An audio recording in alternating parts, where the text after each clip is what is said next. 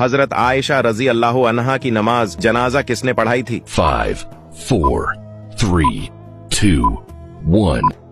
जवाब है हजरत अबू हुरैरा रजी अल्लाह अन्हु ने। हुजूर पाक सल्लल्लाहु अलैहि वसल्लम की औलाद में से सबसे बड़े बेटे का नाम किया था? 5, 4, 3, 2, 1.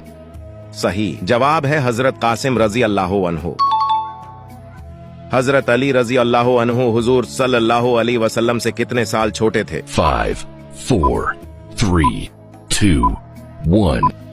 सही जवाब है 30 साल। हजरत मोहम्मद सल्लल्लाहु अलैहि वसल्लम और हजरत खदीजा रजी अल्लाह अन्हा का निकाह किसने पढ़ाया था? 5, 4, 3, 2, 1. सही जवाब है अबू तालिब ने।